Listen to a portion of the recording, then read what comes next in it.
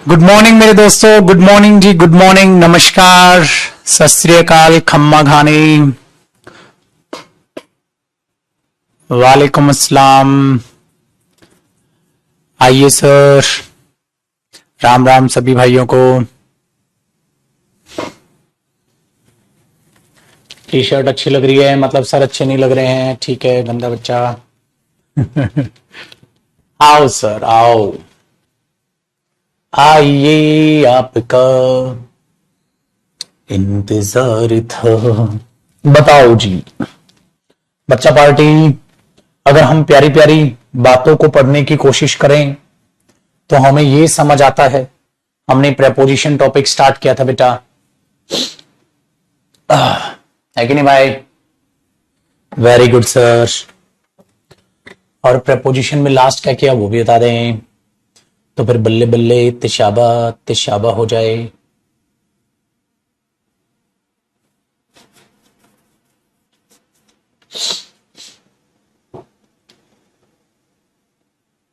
As और like हो गया, अरे वाह जी वाह। चलो इसका मतलब आप बर्फो।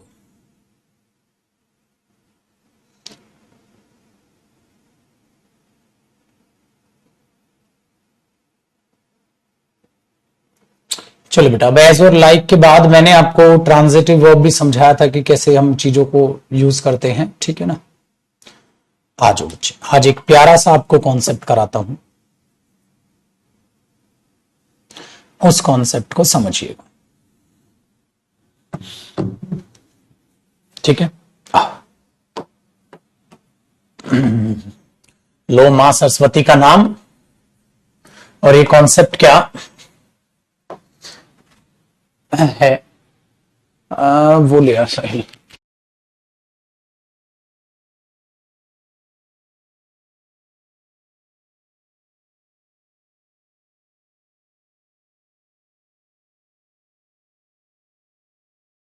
आइए जी सर, देखो ध्यान से सुनिएगा मेरे दोस्त, ये जो कॉन्सेप्ट मैं आज आपको करा रहा हूं ना, ये बहुत ही बेहतरीन कॉन्सेप्ट है, और इसमें रोल ऑफ प्रेपोजिशन है इन केस ऑफ एडवर्ब, ठीक है। देखो इस कॉन्सेप्ट में क्या क्या होने वाला है मैं आपको एक बार बताता हूं। यहां मैं आपको यह बता रहा हूं, हेडिंग डालिएगा role of a preposition. Role of a preposition, एक प्रेपोजिशन का रोल सीखना है। Role of a preposition, when and how, कब और कैसे। मतलब रोल ऑफ अ प्रेपोजिशन, ये इसमें लिखिएगा व्हेन एंड हाउ, कब और कैसे। व्हेन एंड हाउ, कब और कैसे, मतलब एक प्रेपोजिशन को कब यूज करें और कैसे यूज करें, ठीक है। एक प्रेपोजिशन को सर कब यूज करें और कैसे यूज करें, एक प्रेपोजिशन को कब यूज करें और कैसे यूज करें। सो आपको यह देखना है role of a preposition. So role of a preposition में हमने देखा व्हेन एंड हाउ, कब और कैसे। तो प्रेपोजिशन को हम कब यूज करें और कैसे यूज करें, इसके बारे में आपको जानकारी देखनी है, ठीक है।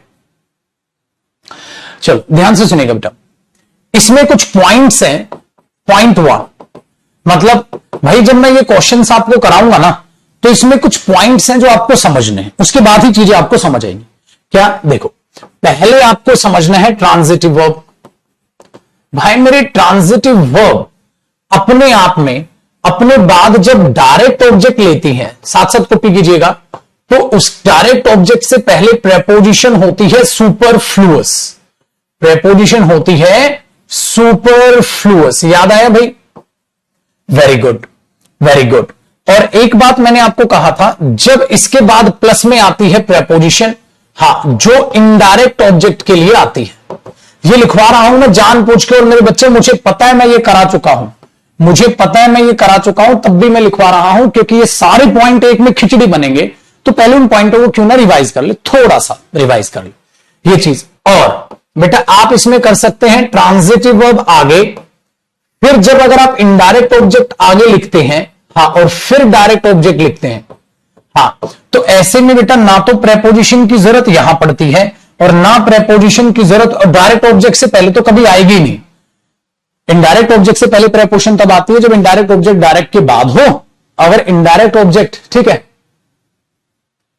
वेरी गुड, अगर पहले आ जाएगा तो उसको प्रेपोजिशन की जरूरत नहीं पड़ेगी। एक ये पॉइंट आपको पता होना चाहिए। अब ने बोला सर मेरे को पता है ये पॉइंट, वेरी गुड, आ जाओ मेरे बच्चे। देख, पॉइंट नंबर 2, एक पॉइंट आपको यह पता होना चाहिए बेटा, अगर एक प्रेपोजिशन है, हाँ, तो वो प्रेपोजिशन किसके लिए नहीं आ सकती? एडवर्ब के लिए नहीं आ सकती, क्योंकि बेटा प्रेपोजिशन एडवर्ब कन्वर्ट करती है, इसलिए एडवर्ब के लिए प्रेपोजिशन फिर से हो जाती है मेरे पुत्र सुपरफ्लुअस। इसका मतलब मैं ये बता रहा हूं बेटा जी, कब कब कॉन्सेप्ट ये यूज होगा सुपरफ्लुअस प्रेपोजिशन के लिए।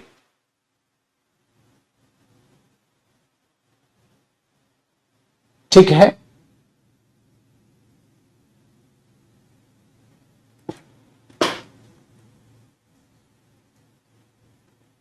साउंड फंस रही है। अच्छा एक सेकंड रुको बेटा, तो इसको यही रोकते, मैं एक बार इसको ठीक कराता हूं।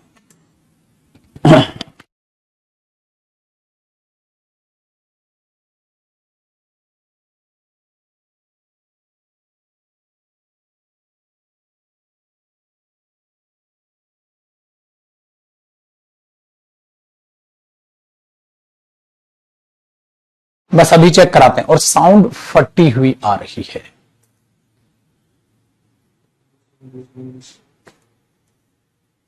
देख साउंड में गड़बड़ है, मेरे बगैर बोले जो मीटर है ना वो ऊपर उठेगा।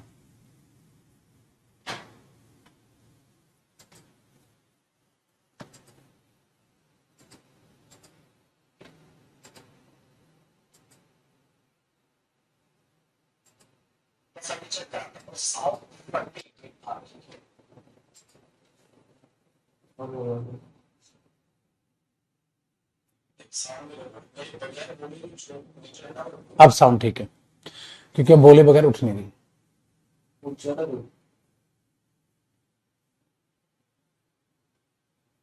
अब ठीक है, अब साउंड ठीक जाएगी, परफेक्ट। अब वीडियो ब्रेक हो रही है, ठीक है ना? हाँ चलो बेटा, अब साउंड आपकी ठीक हो गई है और आपकी वीडियो भी ठीक हो गई।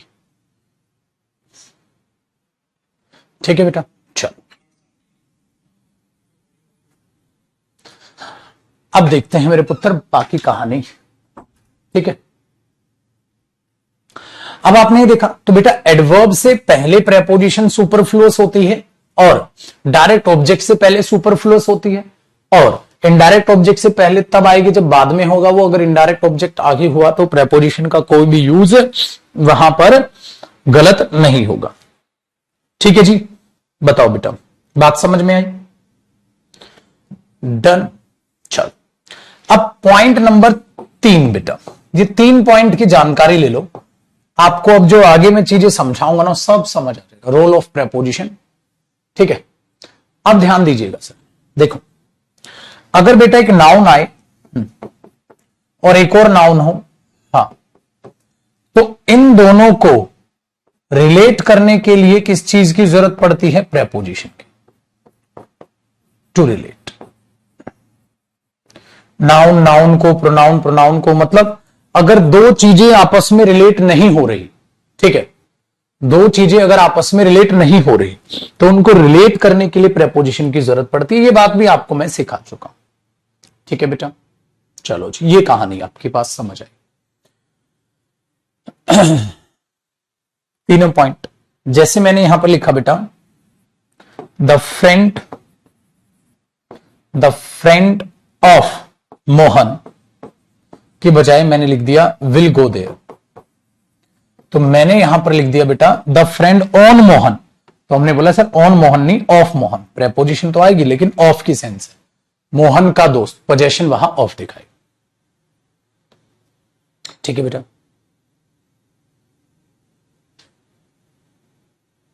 Very good. अब जरा ध्यान से सुनिएगा पुत्र, जो अब आपको मैं कहानी आगे बढ़ाने की कोशिश करूंगा। तो तीनों पॉइंट समझ में आ गए। अब बेटा जी कई बार बच्चा ये रटता है इन वर्ब के बाद ये ना लगाएं, इन वर्ब के बाद ये ना लगाएं, वो इलॉजिकल बात है, उनको जरा ध्यान से सुनिएगा। ठीक है, पहली बात ये, पॉइंट नंबर 3 समझ आया। एक चौथा पॉइंट और देख लो बेटा, चौथा पॉइंट और देख लो। तीसरा पॉइंट समझ आया ना बेटा, देखो एक फोर्थ पॉइंट और देख लो। कई बार पता है क्या होता है बेटा, आप एक वर्ब यूज करते हो, उसके बाद आप प्रेपोजिशन लगाते हो, और उसके बाद यहां पर आप नाउन या प्रोनाउन लिखते हो। ठीक है, आप यहां पर नाउन या प्रोनाउन लिखते हो। अब होता पता है क्या बेटा, इस वर्ब में प्रेपोजिशन का मीनिंग ऐसे लिखना मेरे बच्चे बाइलिंगुअल लैंग्वेज में, प्रेपोजिशन का मीनिंग ऑलरेडी है, प्रेपोजिशन का मीनिंग ऑलरेडी है, प्रेपोजिशन का मीनिंग ऑलरेडी है मतलब पहले से ही है। तो इसके साथ ये जो प्रेपोजिशन होती है बेटा, ये भी हो जाती है सुपरफ्लुअस। हालांकि अभी आपको लग रहा होगा सर ने इतने सारे पॉइंट लिखवा दिए यार, एग्जाम्पल नहीं लिखवाए अभी, ठीक है ना, क्योंकि बेटा इन चारों पॉइंट को आपको एक साथ दिमाग में रखना होगा, तब जाके ये क्वेश्चंस होंगे जो भी मैं आपको एग्जांपल्स कराऊंगा, ठीक है। तो कुछ वर्ब ऐसी होती हैं जिनमें प्रेपोजिशन का मीनिंग मेरे पुत्र ऑलरेडी होता है, आप उसमें उस केस को कैसे यूज करेंगे अब उनको हमने सीखना है।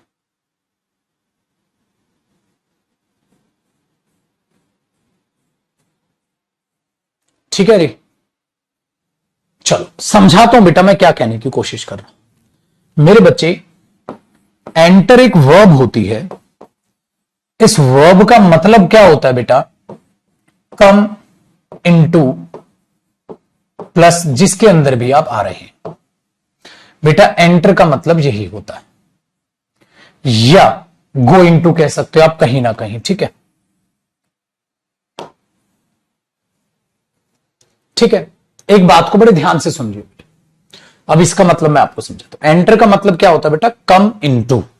जैसे अगर एक सेंटेंस में बोलू बेटा, ही केम इनटू माय रूम, वो मेरे रूम में आया था, और मैं बोलू बेटा ही एंटर्ड माय रूम, मतलब उसने मेरे रूम में एंट्री ली थी। अब मैंने बोला मेरे बच्चे, एंटर का मतलब ही क्या होता है, किसी चीज के अंदर आना। हाँ, तो इसका मतलब ये हुआ मेरे बच्चे, दोनों सेंटेंसेस का मतलब सेम तो है। He came into my room, वो मेरे रूम में आया था, और ही एंटर्ड माय रूम, वो मेरे रूम में आया था। Very good. तो बेटा दोनों सेंटेंसेस का सेम मीनिंग है, लेकिन आपने क्या किया मेरे पुत्र, आपने ये लिख दिया he entered into my room, he entered into my room. अरे पुत्र जी, एंटर का मतलब ही कम, केम इनटू है यहां। हाँ, जब केम इनटू ऑलरेडी इसका मतलब है, तो पुत्र इसके साथ इनटू लगाना सुपरफ्लुअस हो जाएगा, इसके साथ इनटू लगाना सुपरफ्लुअस हो जाएगा।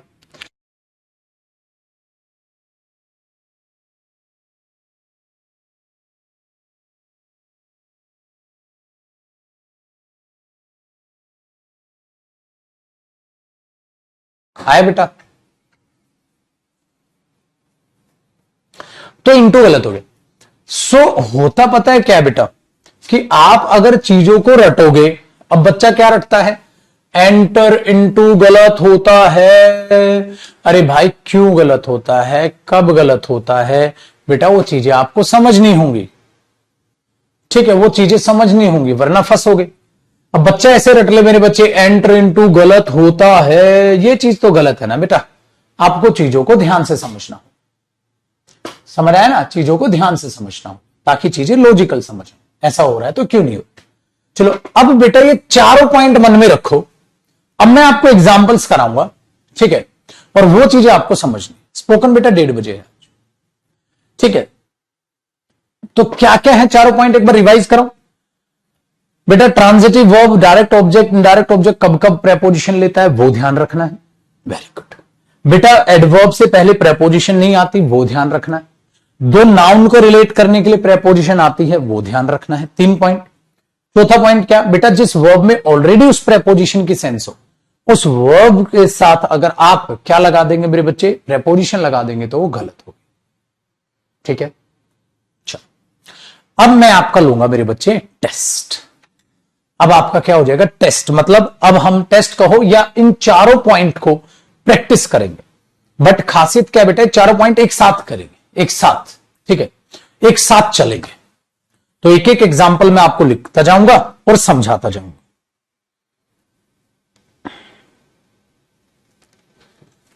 ठीक है बेटा, देखो बच्चे करें। तो ये हर एक चीज समझाई आपको मैंने, कैसे क्या हो रही है, क्यों हो रहा है, क्या नहीं हो रहा है। देखो बेटा, अब आप क्या करोगे बेटा, हेडिंग क्या बनेगी आपकी, एग्जाम्पल्स। चलो एग्जाम्पल्स देखते हैं। देखो मैंने बोला he ordered for 5 books yesterday।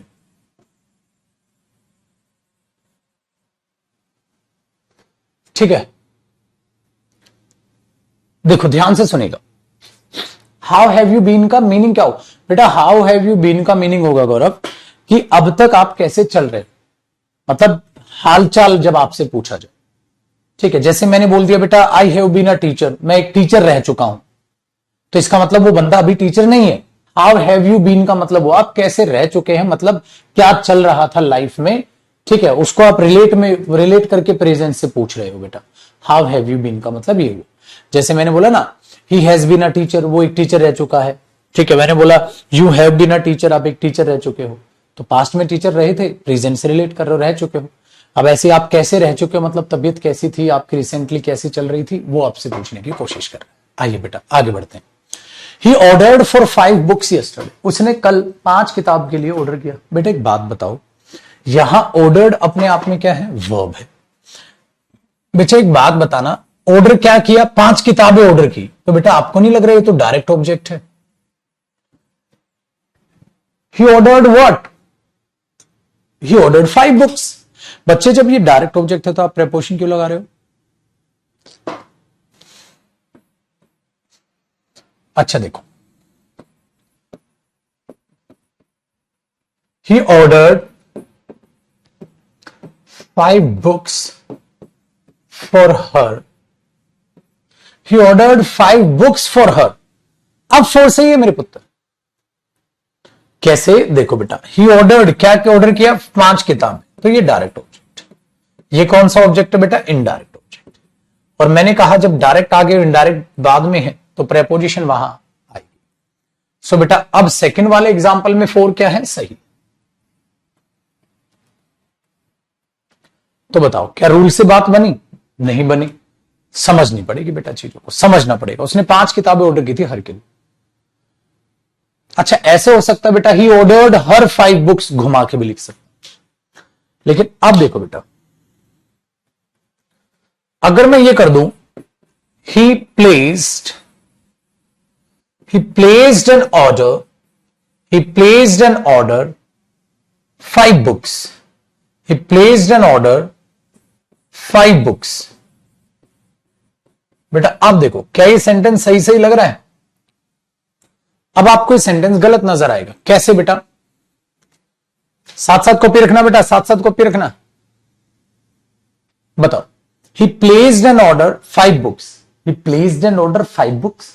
अब पता बेटा चक्कर क्या हो, चक्कर ये हुआ अब जो प्लेस है ना मेरे बच्चे, वो वर्ब हो गया। ठीक है, और मेरे पुत्र ऑर्डर अब जो यहां पर आप लिख रहे हो ना, हाँ ये ऑर्डर अब ये नाउन है मेरे पुत्र। इससे पहले एन क्या है, आर्टिकल, और वो नाउन हो गया। अब मैं फंस गया बेटा, ये भी नाउन, 5 किताबें, ये किताबें भी क्या है, नाउन। बेटा किताबें भी नाउन, ऑर्डर भी नाउन, दो नाउन कैसे आ जाएंगे एक साथ बिना प्रेपोजिशन बेटा? यार he placed an order 5 books, he placed an order 5 books. क्या अब ये सही लग रहा है?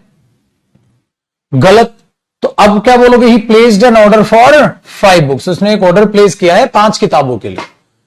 ठीक है, या ये बोल सकते हो मेरे बच्चे, he placed an order of 5 books, फिर उसमें ये आ जाएगा बच्चे, he placed the order of 5 books. तो 4 अब आ जाएगा। तो अब उन बच्चों का क्या करें जो रट लेते हैं। एक बच्चे ने रट लिया, ऑर्डर के साथ 4 का प्रयोग नहीं होगा, ऑर्डर के साथ 4 का प्रयोग नहीं होगा, ऑर्डर के साथ 4 का प्रयोग नहीं होगा, ऑर्डर के साथ 4 का प्रयोग नहीं होगा। और पेपर में पगले ने देखा नहीं वहां ऑर्डर नाउन है, वर्ब है, क्या नहीं है, कब आता है, क्यों आता है, क्या नहीं है, वो तो लिख ही नहीं रहा, वो तो कुछ, तो बेटा बर्बाद है। इसलिए रट्टा मारने वाला बच्चा बर्बाद है, समझ ही नहीं रहा वो क्या हो रहा है क्या नहीं हो रहा है। तो बेटा देखो तीनों चारों पॉइंट यूज हो रहे हैं ना एक साथ, तो वो चीज आपने समझनी। तो ऑर्डर के साथ कब 4 आएगा, कब नहीं आएगा, तो वो चीजें आपको पता होनी चाहिए मेरे पुत्र। हो।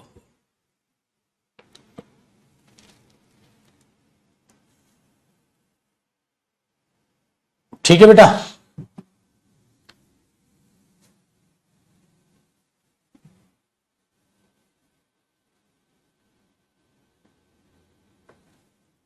डन।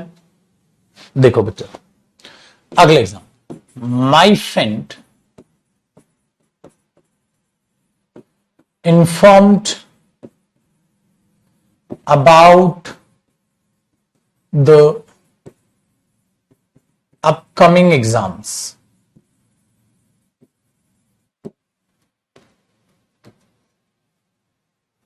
ठीक है, डन बेटा। अब ध्यान से सुनिएगा, अगर मैं कह रहा हूं माई फ्रेंड इन्फॉर्म, बेटा इन्फॉर्म क्या किया, अपकमिंग एग्जाम इन्फॉर्म किए, तो भाई अबाउट की क्या जरूरत है, क्योंकि इसका इन्फॉर्म का डायरेक्ट ऑब्जेक्ट क्या हो जाएगा, अपकमिंग एग्जाम्स। अपकमिंग एग्जाम्स उसने, मेरे दोस्त ने इन्फॉर्म किए थे। ठीक है, अब ध्यान से सुनो बेटा, अगर मैं ये लिख दूं ही हैज सम इन्फॉर्म और he has some information about Mohit, उसके पास मोहित के बारे में कुछ इंफॉर्मेशन है। अब बता समस्या क्या हुई बेटा। ठीक है, समस्या ये हुई पुत्र, समस्या ये हुई कि बेटा यहां ऑर्डर ना, हाँ नाउन था, यहां ऑर्डर वर्ब था, तो ऑर्डर दोनों में सेम रहता है, चाहे आप उसे नाउन की तरह यूज करो, चाहे आप उसे वर्ब की तरह यूज करो। बट बेटा इतने छोटे बच्चे भी नहीं हो, आपको ये चीजें पता है क्या बेटा, इन्फॉर्म रहता है, इन्फॉर्म का इंफॉर्मेशन हो जाता है बेटा। नाउन इन्फॉर्म शब्द है वर्ब, और मेरे बच्चे उसका नाउन बनाना है तो ऑर्डर की तरह, ऑर्डर नहीं, इन्फॉर्म तो बदलता है ना बेटा। तो पहली बात तो ये हुई मेरे बच्चे, ही हैज सम इन्फॉर्म नहीं, ही हैज सम इंफॉर्मेशन, क्योंकि नाउन जब बनता है तो इन्फॉर्म का इन्फॉर्म नहीं रहता, इंफॉर्मेशन होता है, जैसे डिफेम का डेफर्मेशन। ठीक है, वेरी गुड।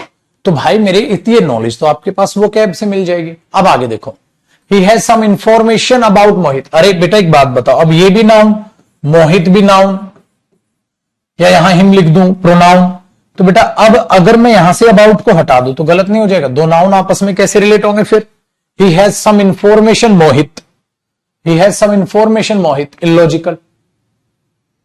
ठीक है, और तो बेटा ये चीज यहां बिल्कुल करेक्ट हुई। तो इन्फॉर्म अबाउट नहीं होगा, ठीक है, बट इंफॉर्मेशन अबाउट तो होगा। तो दोनों मैंने इसलिए आपको यूनिक एग्जांपल्स लिख के बताए ताकि आपको पता रहे।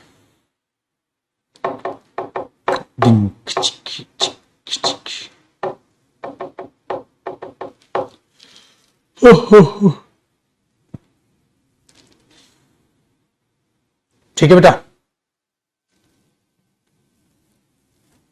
आगे सुनो बेटा। ऐसे ही मैंने एक सेंटेंस बोला, वी आर रेडी, हम तैयार हैं, टू अटैक, अटैक करने के लिए, ऑन चाइना। अब बेटा एक बात बताओ, अटैक जो शब्द है वो यहां पर वर्ब, भाई अटैक किस पे करना है, चाइना पे करना है, तो डायरेक्ट ऑब्जेक्ट हुआ चाइना।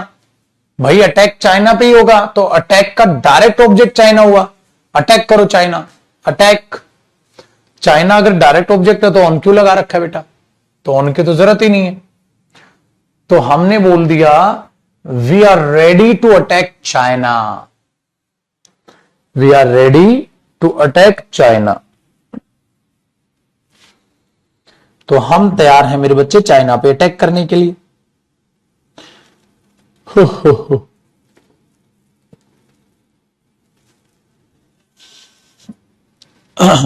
ठीक है बच्चा,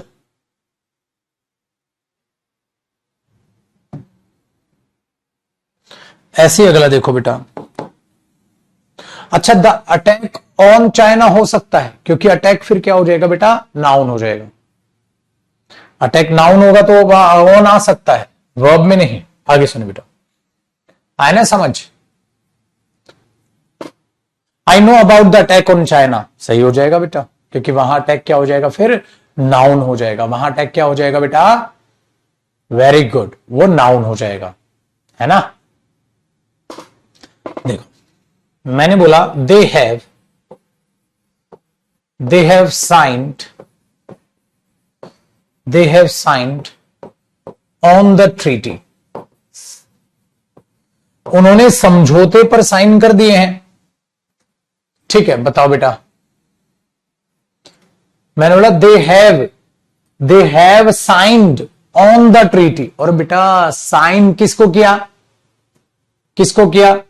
ट्रीटी को किया। अगर ट्रीटी को किया तो बेटा क्या हुआ फिर, ऑन तो बिल्कुल सही है गलत? गलत मेरे बच्चे, क्योंकि इसका डायरेक्ट ऑब्जेक्ट ट्रीटी है, तो ये जो वर्ब यहां आप लिख रहे हो इसको ऑन की जरूरत ही नहीं है, इसका मतलब ही ऑटोमेटिकली वो आ रहा है बेटा। तो डायरेक्ट ऑब्जेक्ट से पहले प्रीपोजिशन क्यों लगा रहे हो? डायरेक्ट क्या बोलोगे बेटा, they have sign the treaty, very good. But अगर मैं बोल दूं बेटा आई नीड योर साइन या I need your signature on this document, मुझे इस डॉक्यूमेंट पर आपके सिग्नेचर की जरूरत है या साइन की जरूरत है? देखो मेरे पुत्र, योर नीड यहां पर वर्ब है, योर डिटरमिनर है, और डिटरमिनर के बाद क्या आता है बेटा, नाउन। तो नाउन क्या होता है, सिग्नेचर। तो योर साइन या योर सिग्नेचर के साथ ऑन आएगा, क्योंकि अगर हटा दोगे तो रिलेट कैसे करोगे।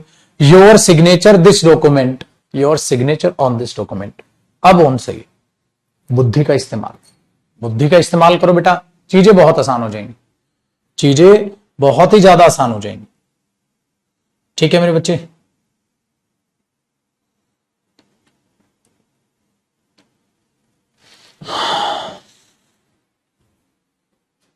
आया ना मजा? देखो बच्चे, मैंने बोल दिया all the students will accompany with them या with you,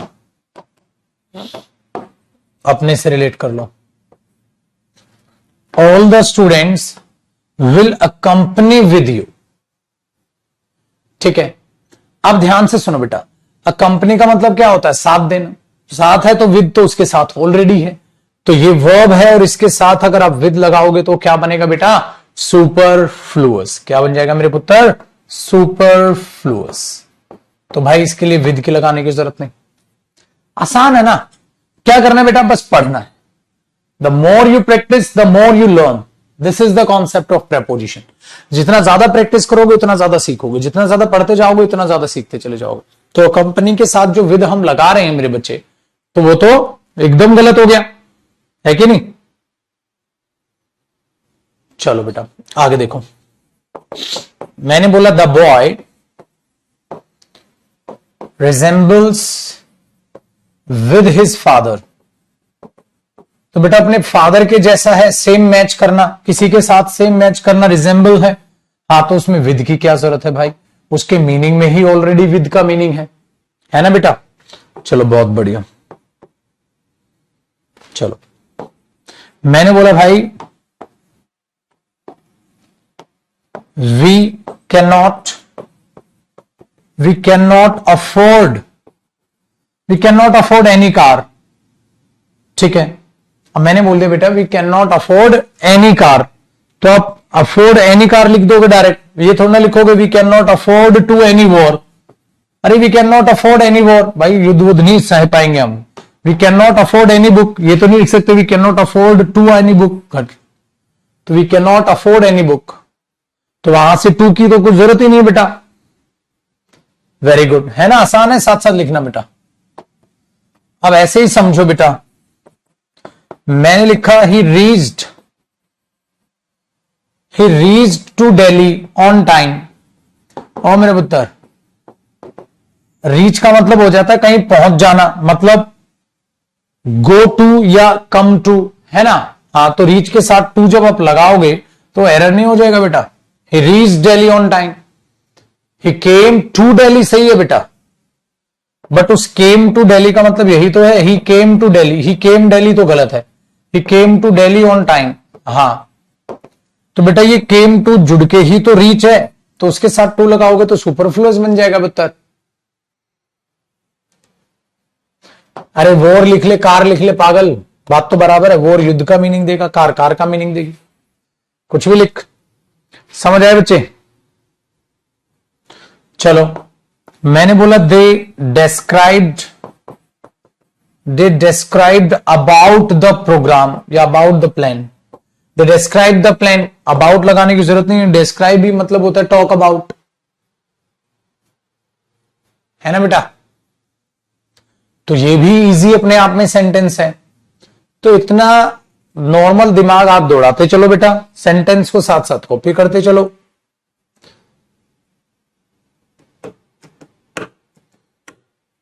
ठीक है,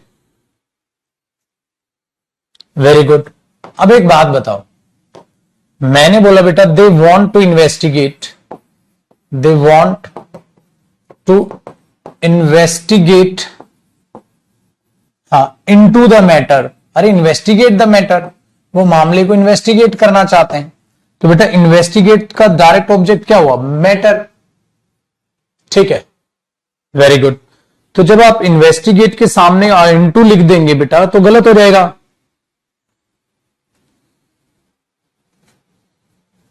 ठीक है, अब ऐसे ही बेटा देखो, डन है। अब मैं बोलूं मैंने आई have already informed my friends, मैंने अपने फ्रेंड्स को इन्फॉर्म कर दिया है, तो आप टू थोड़ा ना लगाओगे बेटा।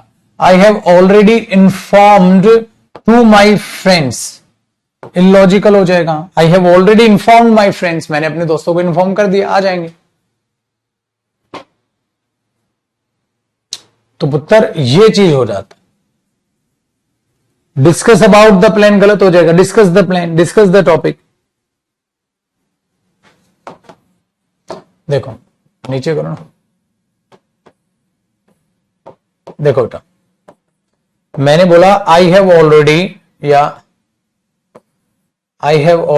ऐसे कर लो, वी हैव ऑलरेडी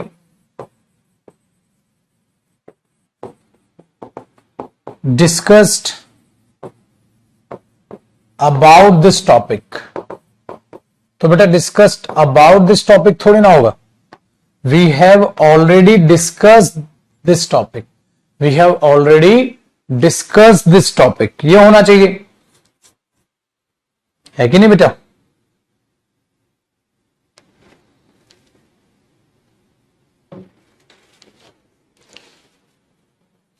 तो ये आसान है।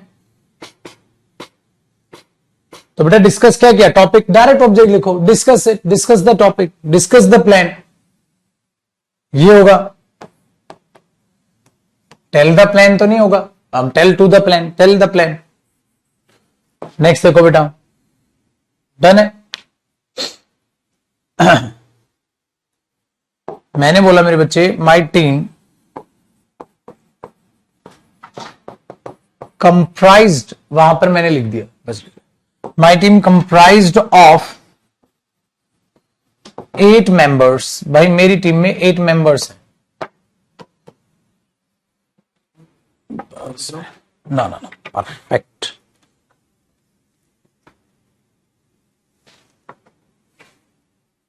ठीक है बेटा, तो my team comprised of 8 members. अब आप खुद से सोचो बेटा, क्या गड़बड़ नजर आ रही है इसमें आपको?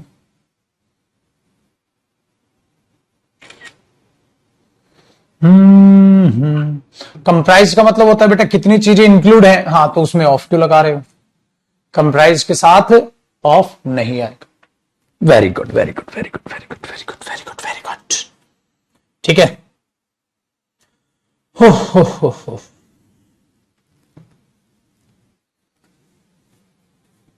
तो भाई इतने सारे एग्जाम्पल लिखवाने का मेरा ये मकसद है, कुछ बचे ना। देखो बेटा, he demanded of 8 books। अरे he demanded 8 books, उसने 8 बुक्स डिमांड की थी, ऑफ क्यों लगा रहे हो? चलो आसान है बेटा, याद ही नहीं करना। ही अवेटेड फॉर हिज फ्रेंड। अरे मेरे बच्चे, ही अवेटेड हिज फ्रेंड। पता है क्यों? क्योंकि मेरे पुत्र अवेट का मतलब ही होता है वेट फॉर। तो अवेट के साथ फॉर लगाना गलत हो जाता है।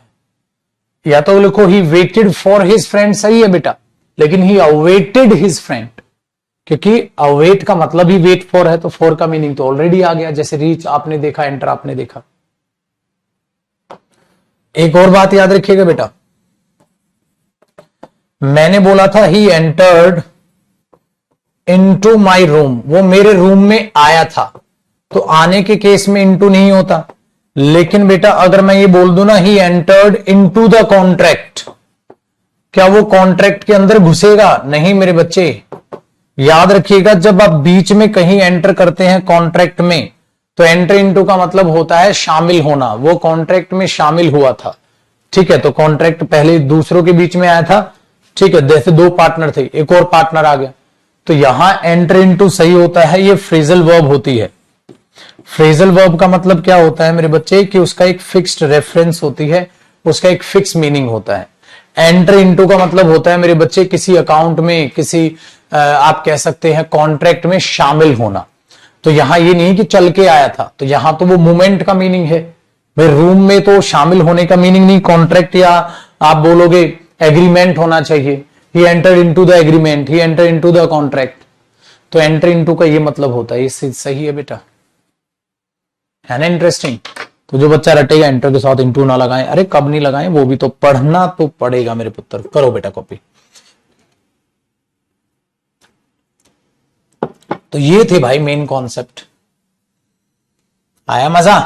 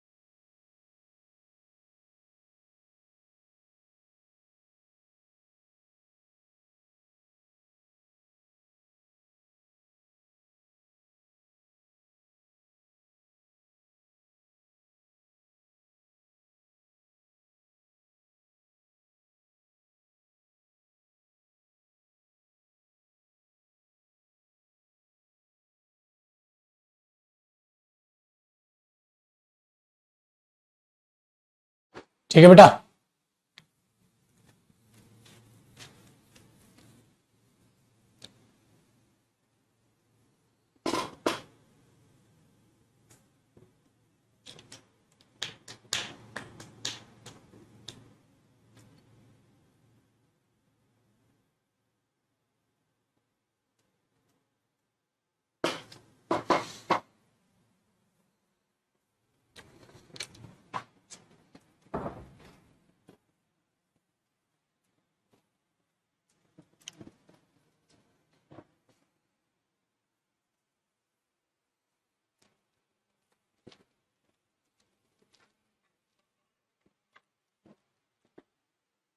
डन। चलो बेटा,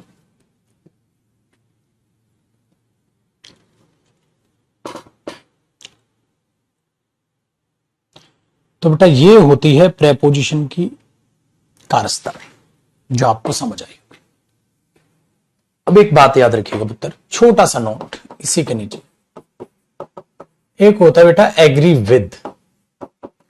एग्री विद का मतलब होता है बेटा इंसान के साथ सहमत होना। एक होता है बेटा एग्री ओवर। एग्री ओवर का मतलब है किसी पॉइंट पर सहमति। मतलब आई एग्री विद यू, मैं आपके साथ सहमत हूं।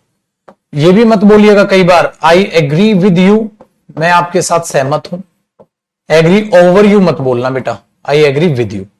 अच्छा कई बार बच्चा अनर्थ कर देता है I am agree with you, I am agree, oh I am agree. कल को तू बोलेगा आई एम गो, जब ये ऑलरेडी वर्ब की फर्स्ट फॉर्म है, तो आई एम एग्री क्या होगा, आई एग्री विद यू।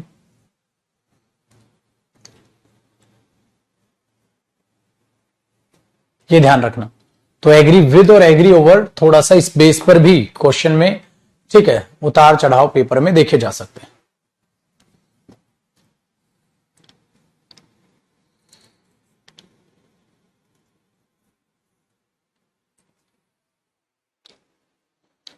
ठीक है महाराज। हो।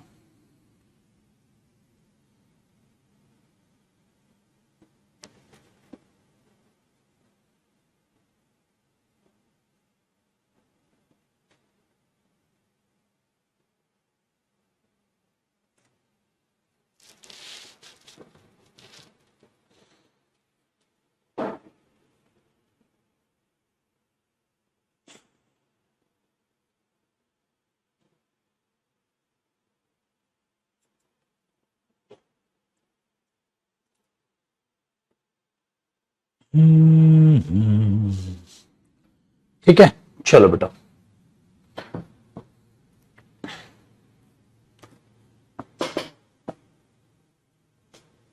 अब आपको एक और चीज सिखाता हूं। I agree over this point, सही हो जाएगा बेटा।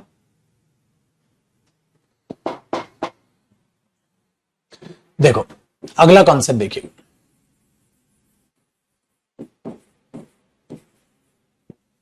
डाउट छुटको यहां तक? लुक इनटू का मतलब होता है बेटा जांच पड़ताल करना, जांच पड़ताल करना। I am looking into this matter, मैं इस मामले की जांच पड़ताल कर रहा हूं। बेटा आई एम एग्री गलत क्यों है? ओ पागल, आई एम गो बोलेगा या आई गो देयर बोलेगा? I am go there, I go there, I agree. तो आई एम एग्री का मतलब क्या हुआ भाई? एम क्यों लगाओगे वर्ब की फर्स्ट फॉर्म से? पहले सिंपल बोलोगे। देखो बेटा आपको एक चीज बतानी है मुझे, बहुत ध्यान से सुनिएगा। एक नियर होता है बेटा जो आप एक प्रेपोजिशन की तरह यूज करते हो। हां, तो जब आप इसके साथ टू लगाते हो तो वो सुपरफ्लुअस हो जाता है। नियर टू क्यों लगाओगे? तो वो सुपरफ्लुअस हो जाता है। लेकिन बेटा नियर के साथ टू कई बार आ जाता है, कई बार आ जाता है। कैसे? जरा ध्यान से सुनना।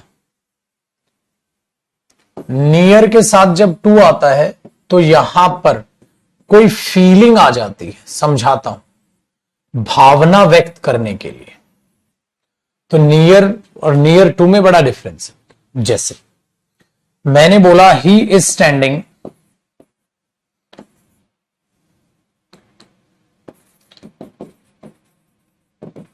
ही is standing near to her house. एक बात बताओ, वो उसके घर के पास खड़ा है तो यार आपको टू नहीं लगाना चाहिए ना, आपको ये लिखना चाहिए बेटा ही is standing near her house, है ना।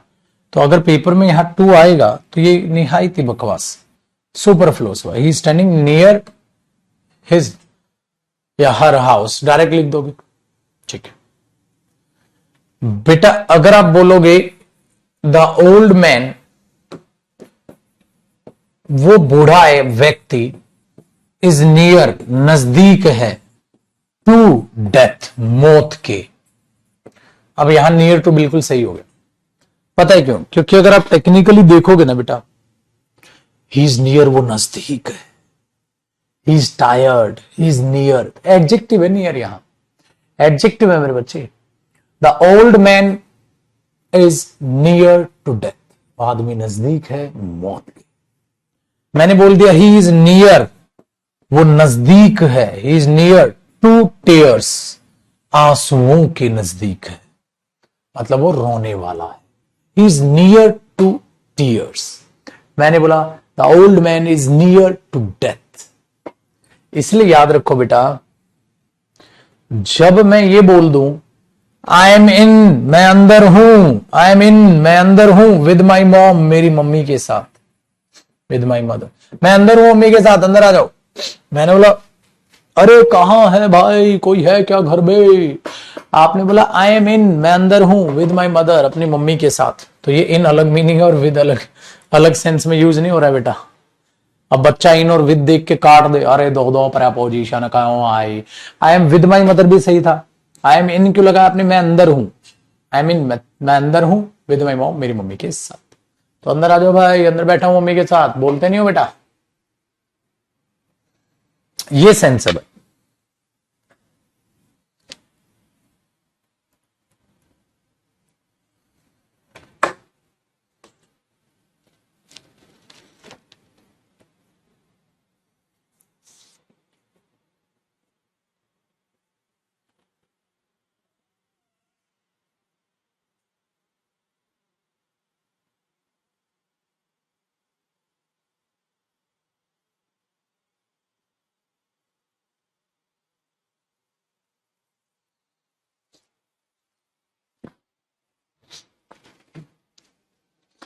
है ना इंटरेस्टिंग बेटा। तो डबल प्रेपोजिशन देख के घबराने का नहीं, he is about to reach, वो पहुंचने को है।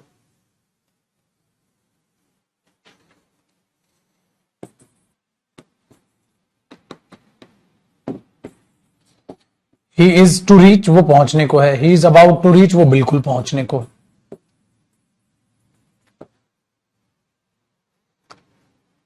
है ना, ये चीज है।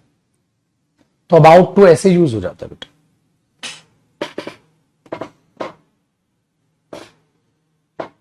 आया बच्चे समझ?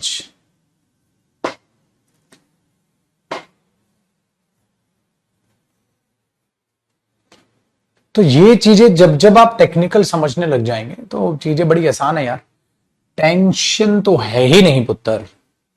अब बेटा हमें करनी है प्रेपोजिशन की प्रैक्टिस, ठीक है, और कुछ और प्यारी प्यारी बातें प्रेपोजिशन पे जो कल करेंगे। अब सारा प्रेपोजिशन रिवाइज करके मिलना भाई, सारा प्रेपोजिशन रिवाइज करके कल मिलना, बहुत मजा आने वाला है, ठीक है, बहुत बहुत बहुत मजा आने वाला है।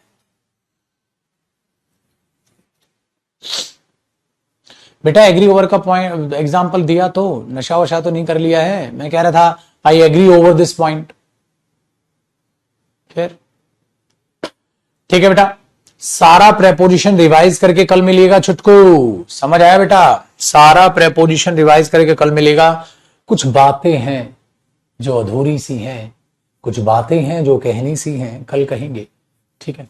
तो रिवाइज कर लो छुटकू मियां, रिवाइज कर लो, ठीक है? चलो जी बेटा, सो खुश रहें, आबाद रहें और मुलाकात करें कल। चलो पुत्र, बाय बाय, टेक केयर।